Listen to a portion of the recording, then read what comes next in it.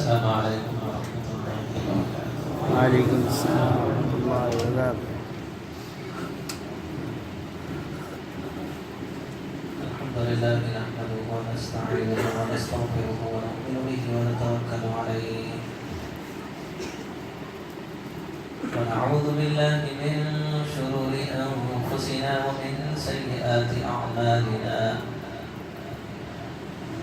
من يهده الله فلا مضل له ومن يضلله فلا هادي له وأشهد أن لا إله إلا الله وحده لا شريك له وأشهد أن محمدا عبده ورسوله أرسله بالحق بشيرا ونذيرا صلى الله عليه وعلى آله وأصحابه وبارك وسلم تسليما كثيرا كثيرا أما بعد قال الله تعالى في كلامه المجيد والفرقانه الحميد إن الله وملائكته يصلون على النبي يا أيها الذين آمنوا صلوا عليه وسلموا تسليما اللهم صل على محمد وعلى آل محمد كما صليت على إبراهيم وعلى آل إبراهيم إنك حميد مجيد اللهم بارك على محمد وعلى آل محمد كما باركت على إبراهيم وعلى آل إبراهيم إنك حميد مجيد أعوذ بالله من الشيطان الرجيم بسم الله الرحمن الرحيم والله الذي لا إله إلا هو عالم الغيب والشهادة هو الرحمن الرحيم والله الذي لا إله إلا هو الملك القدوس السلام المؤمن المهيمن العزيز الجبار المتكبر سبحان الله عما يشركون والله الخالق البارئ المصور له الأسماء الحسنى يسبح له ما في السماوات والأرض وهو العزيز الحكيم وقال تعالى وأما بنعمة ربك فحدث صدق الله العظيم وصدق رسوله النبي الكريم ونحن على ذلك من الشاهدين والشاكرين والحمد لله رب العالمين۔ محترم سامعین کرام، اس سے پہلے کہ کچھ لفظ کروں، اللہ تعالیٰ کی بارگاہ اقدس میں اس کا شکر گزار ہوں اور آپ حضرات سے بھی دعا کی درخواست کرتا ہوں۔ دل کے اندر جس بات کا درد ہے، فکر ہے، تڑپ ہے، حقیقت یہ ہے کہ اپنی زندگی کی صبح شام اپنے لیے نہیں بلکہ انسانیت کے درد میں گزارتا ہے۔ خنجر چلے کسی پہ تڑپتے ہیں امیر، سارے جہاں کا درد ہمارے جگر میں ہے۔ تجھے اپنے غم سے مطلب، مجھے غم ہے دوسروں کا، تیرے سامنے نشے من میرے سامنے چمن ہے۔ بس اللہ تعالیٰ یہی درد اور یہی فکر اور یہی تڑپ میرے نسلوں کے اندر بھی منتقل کر دے۔ مجھے 4 سال تک اولاد نہیں ہوئی تو اہلیہ مجھ سے کہتی تھی بار بار کہ آپ کے ذریعے سے لاکھوں لوگ آ کر بے اولاد صاحب اولاد ہو رہے ہیں، آخر کیا وجہ ہے کہ ہمیں اولاد نہیں ہو رہی؟ تو میں نے کہا کہ اللہ تعالیٰ کی مرضی کے سامنے سر جھکا دینا، اسی کا نام بندگی ہے۔ تو اللہ تعالیٰ کی مرضی ہے اور اللہ تعالیٰ کی مصلحت ہے، لیکن وہ ایک دن کہنے لگی کہ کم سے کم ایک بچہ ہو جائے۔ غلط اس وقت غریب کچھ خاص پور میں تھا، میں نے کہا انشاءاللہ ضرور ایک ہو جائے گا۔ تو آج کہتا ہوں کہ آپ نے ایک کہا تھا ایک ہی ہوا، کاش اس وقت دو کہتے دو ہی ہوتے۔ خیر بہرحال ادھر بچے کی ولادت ہوئی اور اہلیہ صاحبہ دواخانے میں تھی اور اللہ تعالیٰ نے مجھے حرم عمرے پر بلا لیا اور میں اکیلا عمرے پر وہاں گیا، کعبۃ اللہ کے گرد گھومتا رہا، چکر مارتا رہا اور اللہ تعالیٰ سے شکر گزاری کے ساتھ کہتا رہا کہ خدایا آپ نے ایک بہت بڑی امانت میرے سپرد کی ہے۔ میں تو سمجھ رہا تھا کہ شاید میں اس کا اہل نہیں ہوں، لیکن آپ کی رحمت نے، آپ کی محبت نے، آپ کی شفقت نے مجھے بے شمار دولتوں سے نوازا ہے، جس میں سے اب ایک دولت بھی آپ نے عطا کر دی، اولاد جیسی نعمت سے آپ نے مجھے سرفراز کیا ہے کہ اے اللہ اب اس اولاد کو آپ کے سپرد کرتا ہوں، اے اللہ بنا دے اسے حافظ قرآن، بنا دے اسے عالم دین، بنا دے اسے دین کا داعی، بنا دے اسے وقت کا امام، بنا دے اسے ولی کامل پیر شریعت، وقت کا قطب اور اقطاب اور اقدار بنا دے۔ بس یوں ہی دعائیں مانگتے ہوئے گرد چکر لگا رہا تھا تو ایک غیب سے آواز آئی کہ سب کچھ اپنے بچے کے لیے مانگتا ہے، تیرے لیے کیا چاہیے؟ تو میں نے کہا کہ اے اللہ اگر تو میری اس دعا کو قبول کر لے اور میرے بیٹے کو ولایت کا درجہ عطا کر دے، امید ہے کہ یہ گناہگار باپ تیرے دوست کے پیر کے قدموں اور اس کے گرد و غبار کے ذرے اس کی نجات اور مغفرت کا سامان بن سکتا ہے۔ اور حق یہ سچ یہی ہے کہ باپ کتنا ہی نیک اور متقی پرہیزگار کیوں نہ ہو، اولاد کی نیکی اس کے لیے نجات اور مغفرت کا ضامن اور سبب اور ذریعہ بنتا ہے۔ اللہ کے نبی صلی اللہ علیہ وسلم نے فرمایا کہ کل قیامت کے دن ایک باپ جنت میں ہوگا، ماں باپ جنت میں ہوں گے اور اولاد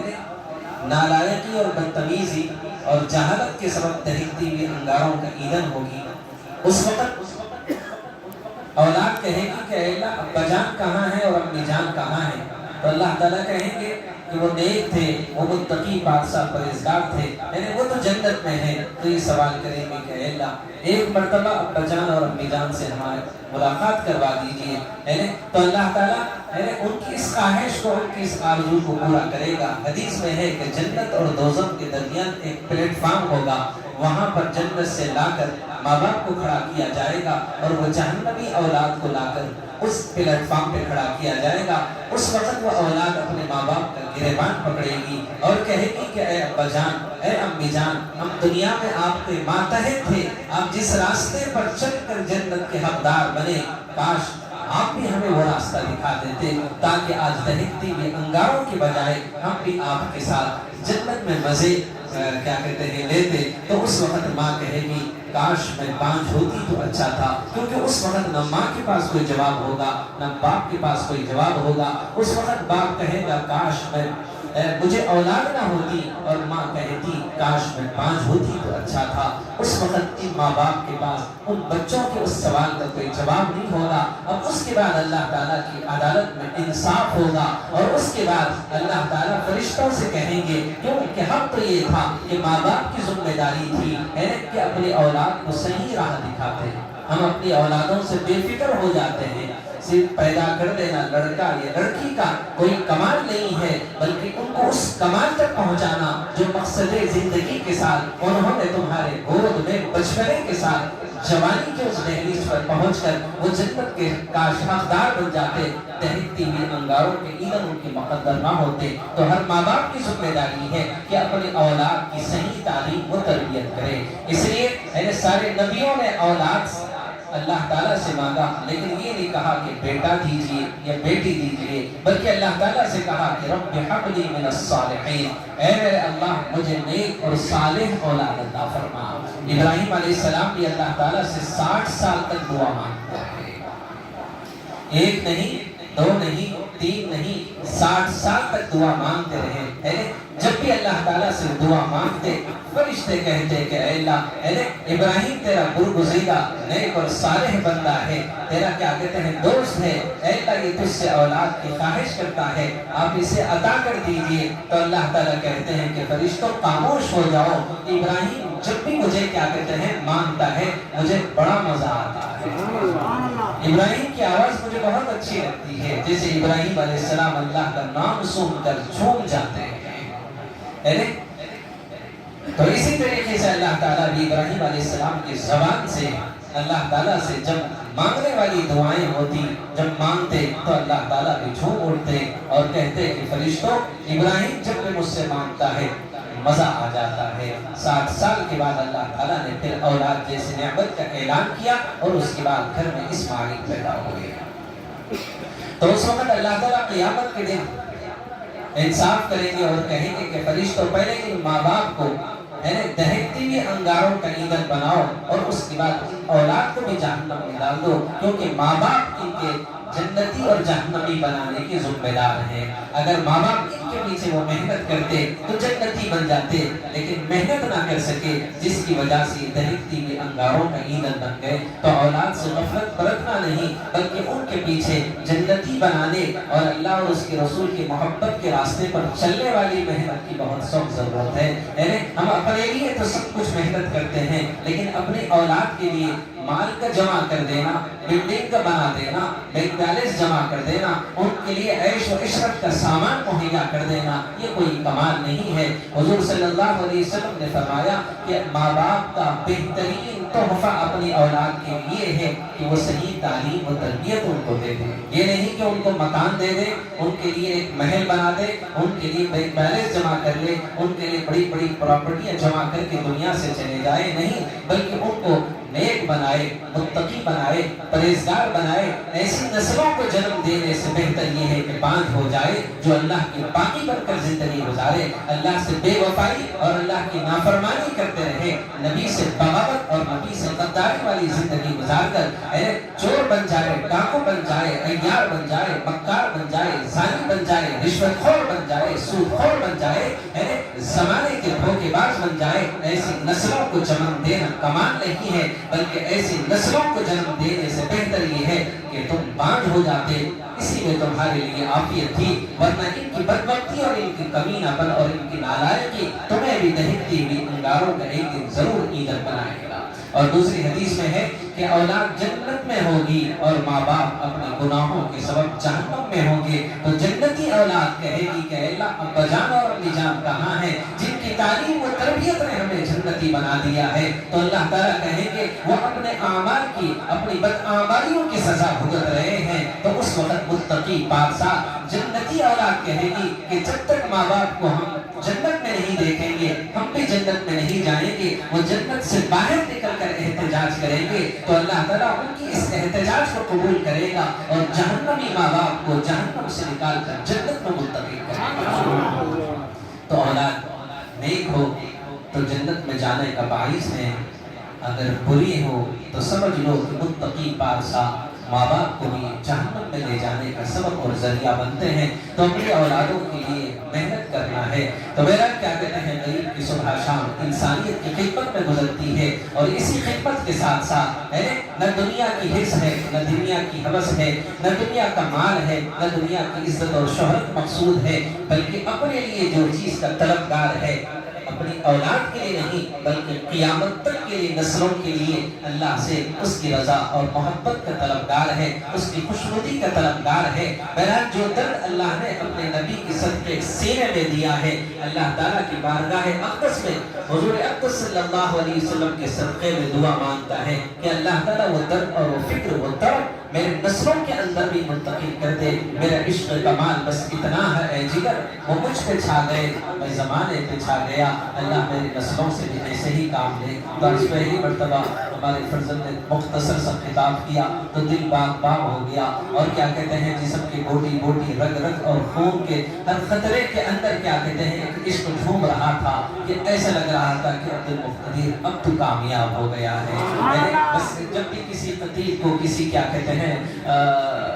وائس کو، مبلغ کو منبر پہ کھڑا ہوا جب خطبہ دیتا ہوا دیکھتا ہوں تو دل میں آتا ہے کہ اس جگہ کاش میرا بیٹا ہوتا اور میں جا کر اس کے لبوں کو چومتا اور کہتا کہ بیٹا تیرا یہ کہنا اب میری نجات اور مغفرت کا سامان اور سبب بن جائے گا۔ تو حق تو یہی ہے کہ ہماری نسلوں کو راہ دکھائے، جس راہ پر چلنا ہماری نجات اور مغفرت ہو، صرف ان کی نہیں نہیں بلکہ ہماری مغفرت اور کیا کہتے ہیں مغفرت کا نجات کا سامان اور سبب اور ذریعہ بن جائے۔ بس اللہ تعالیٰ سے دعا کرتا ہوں اور آپ سب سے بھی دعا کی درخواست کرتا ہوں کہ اللہ تعالیٰ میری نسلوں سے، ایک وقت تھا جب بے اولاد تھا تو میں یوں کہتا تھا ہمارے بعد اندھیرا رہے گا اس چمن میں، بہت چراغ جلاؤ گے روشنی کے لیے، لیکن جب صاحب اولاد ہوا اور اللہ تعالیٰ سے برل اللہ تعالیٰ اس کے پیدائش کے بعد یوں سمجھ لو کہ ابھی 12 سال کا ہے تو اللہ نے 12 مرتبہ اس کے ساتھ بلایا ہے۔ میں نے جب بھی عمرے پر گیا 6 سال کی عمر تک تو اسے گود میں لے کر میں کعبے کا طواف کرتا رہا اور کیا کہتے ہیں صفا مروہ کی سعی بھی اسے گود میں اٹھا کر کرتا، اور جب بھی کعبے کے گرد گھومتا ہے نا بس اللہ تعالیٰ سے التجا کر کے کہتا کہ اے اللہ بنا لے اسے اپنا دوست ہے تاکہ میری نجات اور مغفرت کا سامان اور سبب بن جائے۔ تو جس طریقے سے وہ ایک بیٹا میری نجات اور مغفرت کا نہیں بلکہ یہاں جتنے بھی میرے سامنے بیٹھے ہیں کیوں کہ جس وقت اب میں یہ سلسلہ شروع کیا قریب 7-8 سال ہو رہا ہے، وہ بھی اللہ والوں کی توجہات اور حضور صلی اللہ علیہ وسلم کی شفقتوں کی وجہ سے غریب کو کیا کہتے ہیں اللہ نے یہ موقع بھی عنایت کیا ہے کہ اس سلسلے کے ذریعے سے لوگوں کو اللہ کی معرفت اور محبت کا راہ نبی کی اطاعت اور اتباع کے ذریعے سے دکھانے کے لیے اللہ نے چن لیا، اس لیے آپ کے سامنے غریب بیٹھا ہوا ہے۔ تو میرا یہاں جتنے بھی بیٹھے ہیں اور جتنے بھی لوگ روحانی طور پر اس سے تعلق جوڑے ہیں یہ سب کے سب اب ایک مصدق نہیں بلکہ مصدق کی طرح سب غریب کی اولاد ہیں۔ قرآن نے کہا وَبِالْوَالِدَيْنِ إِحْسَانًا، تمہارے 3 والدین ہیں، ایک جس سے تم جنے ہیں وہ تمہارے والدین ہیں، اور جس کے تم داماد ہو وہ تمہارے والدین ہیں، اور جس کے تم مرید ہو وہ پیر تمہارا باپ ہے، اس کی بیوی تمہاری ماں ہے، اس کے بچے تمہاری کیا کہتے ہیں بھائی اور بہنیں ہیں۔ تو اسی طریقے سے وَبِالْوَالِدَيْنِ إِحْسَانًا، اولاد کو والدین کے ساتھ احسان کا، محبت کا، شفقت کا معاملہ کرنے کا حکم دیا ہے۔ لیکن یاد رکھ لو ہمیشہ ماں باپ اس آیت کو سامنے رکھتے ہوئے اولاد کو اپنی طرف راغب کرتے ہوئے ہمیشہ کیا کہتے ہیں ان پر ظلم کرتے ہوئے اپنے حق کا مطالبہ کرتے ہیں، لیکن ان ماں باپ کو بھی اس آیت کا دوسرا رخ ذہن میں رکھنا ہے کہ صرف اولاد ہی کو یہ حکم نہیں دیا گیا کہ اپنے ماں باپ کے ساتھ احسان کا معاملہ کرنا، بلکہ ماں باپ کو بھی حکم دیا گیا ہے تم اپنے اولاد کے ساتھ عدل کا، انصاف کا، محبت کا، شفقت کا، احسان کا معاملہ کرنا۔ تو اب آپ میرا حق ادا کریں، آپ سے اس کا سوال نہیں کرتا ہوں لیکن اللہ سے یہ دعا کرتا ہوں جو جتنے بھی لوگ اس کے روحانی اولاد ہیں اے اللہ ان کی کسی قسم کے مجھ سے کوئی حق غلطی نہ ہو جائے، ان سب کا حق ادا کروں۔ آپ مجھے وہ ہمت دے، قوت دے، وہ طاقت دے تاکہ کل قیامت کے دن یہ روحانی اولاد میرا دامن پکڑ کے نہ کہیں کہ ابا جان آپ اگر چاہتے تو ہمیں وہ راستہ دکھا دیتے تاکہ اس راہ پر چل کر ہم بھی نجات اور مغفرت کا سامان کیا کہتے ہیں تیار کر لیتے۔ تو اس لیے کہتا ہوں کہ جس قدر ہو سکا، جس قدر کر سکا قوم کو بات حق کی بتاتا رہا، حکم یا رب سنانا میرا کام تھا، دل کی دنیا بدلنا تیرا کام ہے۔ تو ماں باپ ہمیشہ اولاد سے اپنا حق مانتے ہیں، لیکن کبھی کبھی ان کو یہ بھی سوچنا ہے کہ اولاد کے بھی کچھ حقوق میرے ذمے ہیں جس کے ساتھ مجھے عدل کا اور انصاف کا معاملہ کرنا ہے۔ ایک صحابی اپنے بیٹے کو کچھ دے رہے تھے اور حضور صلی اللہ علیہ وسلم سے کہنے لگے کہ آپ گواہ رہیے کہ میں اپنے بیٹے کو یہ فلاں چیز دے رہا ہوں۔ حضور نے ان کا ہاتھ پکڑا اور کہا کہ کتنے بچے ہیں تمہارے؟ تو کہنے لگے کہ 3-4 بچے ہیں۔ آپ نے کہا جو چیز آپ ان کو دے رہے ہیں مجھے گواہ بنا کر کیا یہی چیز اور 4 بچوں کو بھی آپ نے دیا؟ تو انہوں نے کہا کہ نہیں دیا۔ تو آپ صلی اللہ علیہ وسلم نے اپنا ہاتھ کھینچ لیا اور کہا کہ میں ظلم کا گواہ نہیں بنتا، میں ظلم کا گواہ نہیں بنتا کیونکہ تم اولاد پر ظلم کر رہے ہیں، تم اولاد کی حق تلفی کر رہے ہیں، اولاد کے ساتھ ناانصافی کر رہے ہیں، اور ناانصافی کرنے والوں کا ٹھکانہ جہنم ہے، ظلم کرنے والے ظالموں کا ٹھکانہ جہنم ہے۔ صرف اولاد کو دہکتی ہوئی انگاروں سے ایندھن ڈرانے والوں خود بھی کرنے کی کوشش کرتے رہو، کل قیامت کے دن تمہیں بھی اس دہکتی ہوئی انگاروں کا کہیں ایندھن نہ بنا دیا جائے، اس لیے کہ تم اپنی اولاد کے ساتھ ناانصافی کی ہے۔ حضرت عمر رضی اللہ عنہ کی عدالت میں ایک بوڑھا آیا اور کہنے لگا کہ عمر میرا بیٹا جوان ہے، صحت مند ہے، तंदुरुस्त है, लेकिन वो मेरा हक अदा नहीं करता। बूढ़ा है, कपकपाते हुए वजूद के साथ, लड़खड़ाते हुए कदमों के साथ अपनी लकड़ी के सहारे आपकी अदालत में पहुंचकर अपना हक अपने औलाद के जरिए से मांगना चाहता है। अगर मैं उनके बेटे को बुलाया, बेटा आया, सर पे अमामा बांधा हुआ था और चेहरे पर हसीन और खूबसूरत दाढ़ी, क्या कहते हैं, सुन्नत रसूल की इत्तिबा के साथ थी। यानी जब अदालत में पहुंचा तो आपने कहा कि तुम अपने बाप का हक अदा नहीं करते। वो नौजवान ने कहा कि मैं अपने माँ बाप का हक अदा करूं, इससे पहले माँ बाप की जिम्मे ये है कि वो औलाद का हक अदा करे। आप पहले मेरे वालिद से पूछिए कि उन्होंने मेरा हक अदा किया या नहीं किया। अगर वो मेरा हक अदा करते मैं इस काबिल होता कि मैं उनका हक अदा करता। सबसे पहले ये बताइए कि माँ बाप के जिम्मे औलाद का हक क्या है,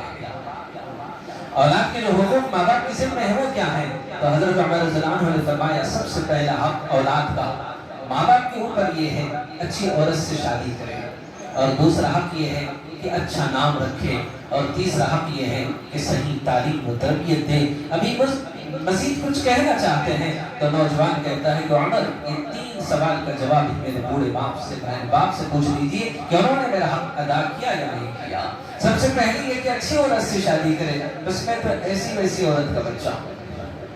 दूसरी है कि अच्छा नाम रखे, मेरे बाप ने मेरा जो नाम रखा है जिसका मतलब निकलता है गू का कीड़ा।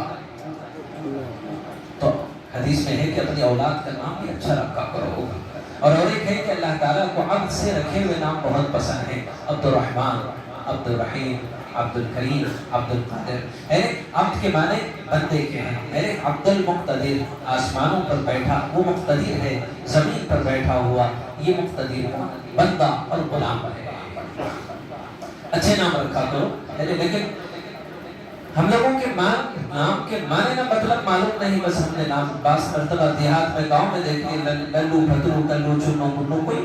मेरा क्या कहते हैं। औलाद का के हुकूक में से एक ये है कि उनके अच्छे नाम रखे, और तीसरा ये कि सही तालीम और तरबियत करें।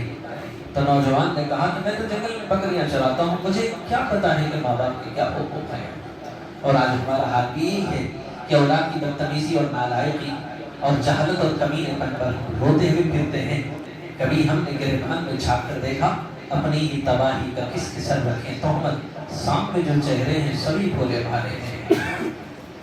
हम जिस चीज की उम्मीद अपनी औलाद से लगाए बैठे हैं, क्या हमने उनके पीछे जो उम्मीदें और तवक्कुआत हमने उनसे रखे हैं, क्या उस पर हमने मेहनत की? कोई मेहनत हमने उसके ऊपर नहीं की। अब उनको मुजरिम बनाकर उन पर जुल्म करना ये जुल्म है।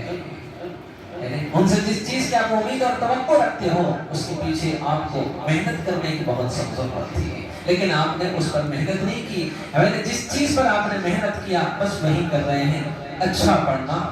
खूब कमाना, तो माशाल्लाह खूब तालीम याफ्ता हुआ बच्चा अब खूब कमा रहा है, अब खूब कमा रहा है। अब उससे है अब अपने उम्मीदें और तवक्कुएं लगा के बैठे हैं। तो खूब पढ़ना था और खूब कमाना था, तो खूब पढ़ लिया और खूब कमा रहा है। अमेरिका और लंदन सऊदी अरब जाके कमा रहा है। अब उससे अपने खिदमत की उम्मीद रखते हो तो वो कहता है कि बेटी आना बहुत मुश्किल है, अरे खूब कमा रहा हूँ, इतनी बड़ी तनख्वाह छोड़कर अब मैं नहीं आ सकता, बस मैं माहाना आपके लिए पैसे भेज देता हूँ, प्लीज आपको क्या करना है वही कर दीजिए। अब रोते हुए फिरते हैं कि देखो बच्चा अब हमारा हक अदा नहीं करना चाहता है, हमारी खिदमत नहीं करना चाहता है। कौन करेंगे? रात में जब दरवाजे बंद कर देते हैं मियाँ बीवी बुढ़ापे की हालत में, पता नहीं कि सुबह अब हमारी बिस्तरे पर होती है ये मट्टी के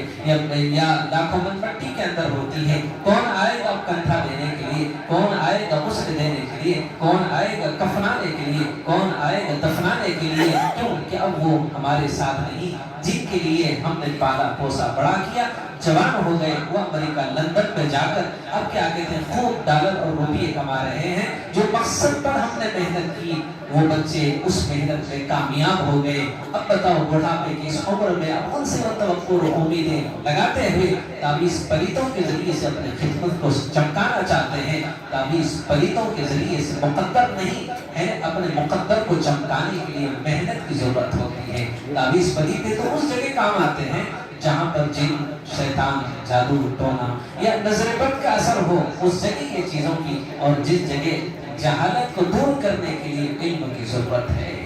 जहालत की जिद इल्म है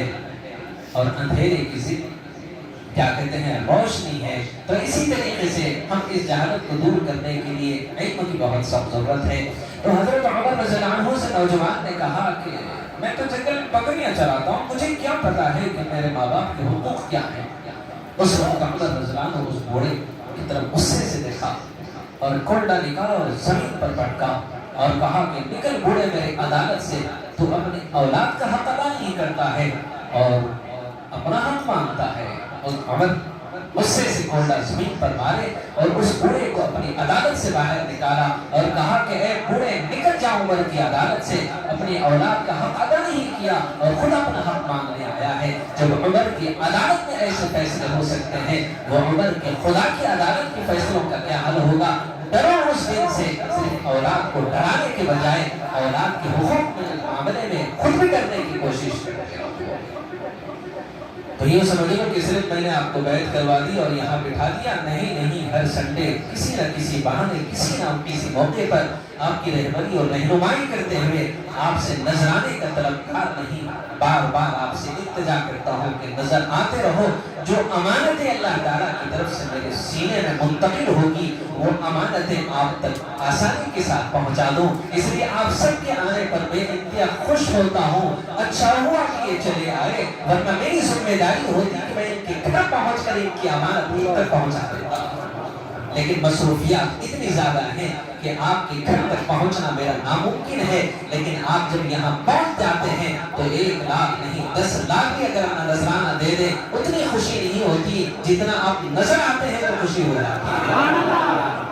نظرانے پر نہیں، نظر آنے پر خوشی ہوتی ہے، تاکہ جو کچھ بھی امانتیں آپ کے سینے میں ہیں آپ کے سینوں میں منتقل کر دوں اور کل خدا کی عدالت میں بے نقاب پیش ہو کر کہوں جس قدر ہو سکا، جس قدر کر سکا، قوم کو بات حق کی بتاتا رہا، حکم یا رب سنانا میرا کام تھا، حکم یا رب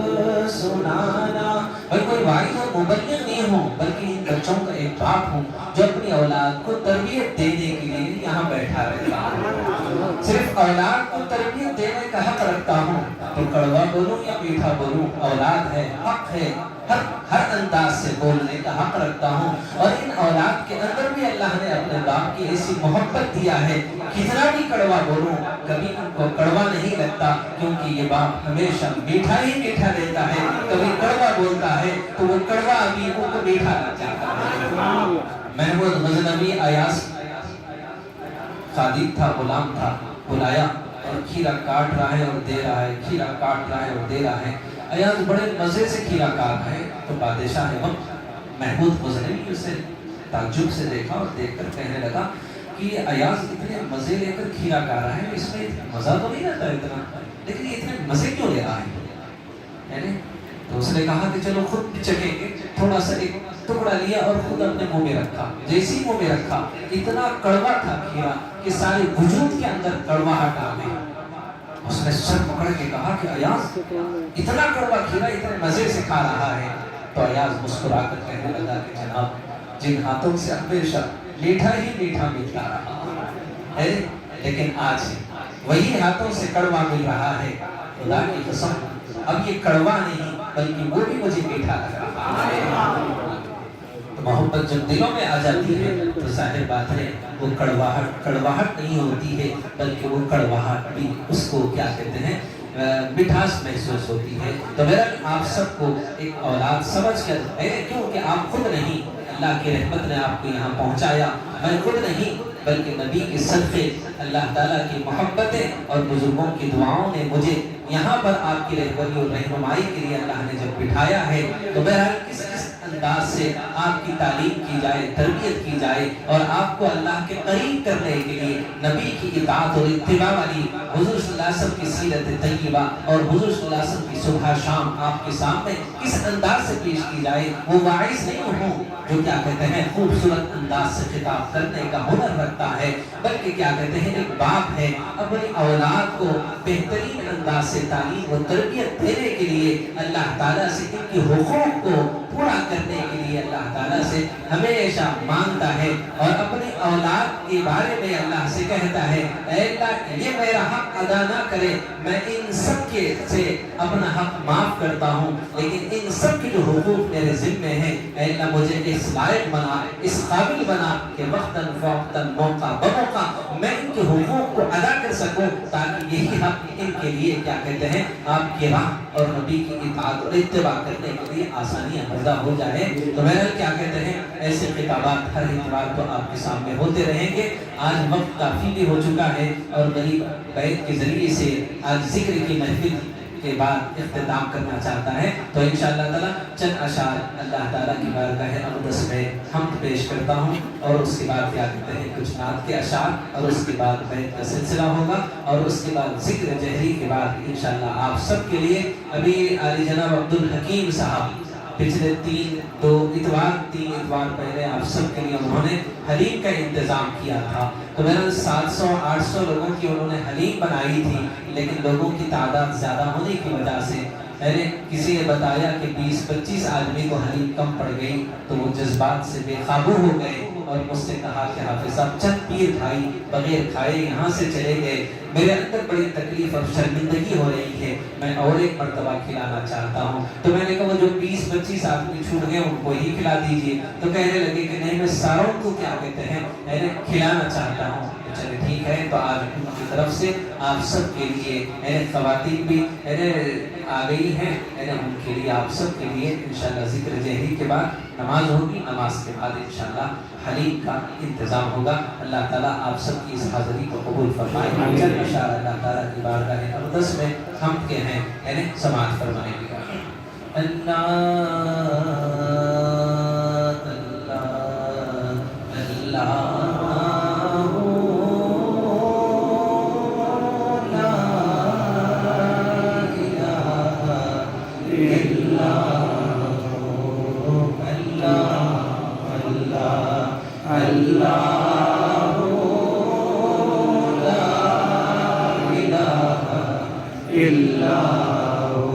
سے جب محبت ہو جائے تو پھر نام لینے میں مزہ ہے۔